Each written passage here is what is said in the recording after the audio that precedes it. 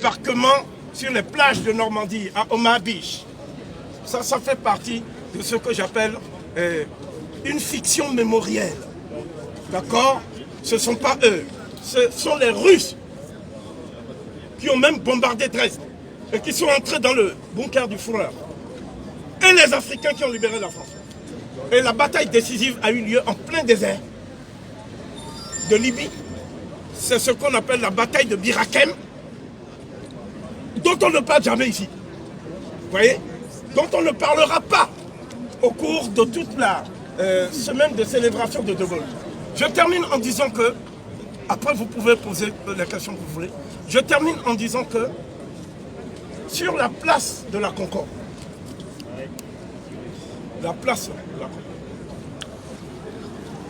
au nom de l'abolition des privilèges, on a décapité et guillotiné Louis XVI. Et lorsqu'on a décapité Louis XVI, il manquait une voie pour que sa vie soit sauve. Et ceux qui ont dit il n'en est pas question, Robespierre, Saint-Just, Marat, Danton, Collot d'Herbois, tous ces gens-là n'ont pas aboli les privilèges. Si on avait aboli les privilèges, la République n'aurait pas continué à faire la colonisation et l'esclavage. La Première République a poursuivi cette injonction à faire le Code noir. Oui. Le Code noir. Et la Deuxième République l'a fait et a achevé l'industrialisation de la France. Sur le dos des nègres, la Troisième République a occupé militairement tous les territoires qu'on appelle ultramarins, ce qui a fait de la France la plus grande puissance maritime du monde. Vous voyez, la Guadeloupe, la Martinique, jusqu'en Guyane, c'est-à-dire nous sommes aux frontières de l'Amérique du Sud. Eh bien, c'est ça qui a fait que la France est la plus grande puissance maritime du monde. Qu'est-ce qui a fait que la France est la plus grande puissance, est une puissance nucléaire? Qu'est-ce qui a fait ça? C'est l'Afrique. Je m'explique. Le général de Gaulle, comprenant à l'issue de cette guerre, cette fameuse guerre, dont je vais dire le dénouement absolument tragicomique, le dénouement est très simple.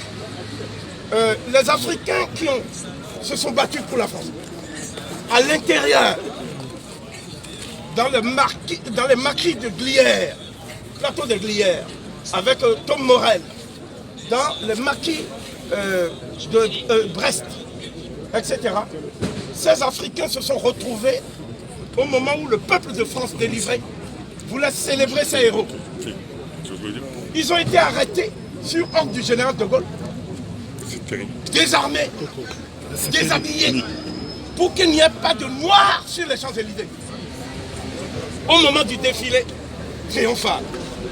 Donc, on a pris des Polonais, des Espagnols qui ne se sont jamais battus, on leur a donné des tenues militaires et ils ont défilé et on a dit que ce sont eux qui ont libéré la France.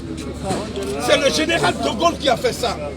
Donc cet acte de forfaiture du général de Gaulle méritait qu'on donnât au peuple français.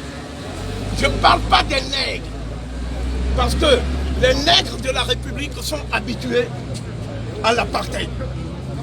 On nous dit que la France n'a pas un racisme institutionnalisé. Je dis que la France fonctionne sur la base de la négrophobie systémique et institutionnalisée. Ce n'est pas seulement la police qui est en cause, c'est l'État même. C'est-à-dire les hommes qui dirigent la France aujourd'hui sont des gens qui n'ont pas intérêt à ce que l'Afrique se libère.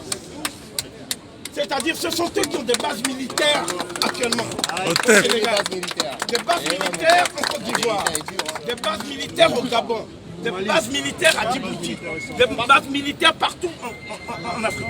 Que font-ils là-bas? C'est-à-dire pourquoi, en quoi la France est-elle menacée au Gabon? Alors voilà, ils nous disent non, nous sommes là-bas pour défendre nos ressortissants et nos intérêts.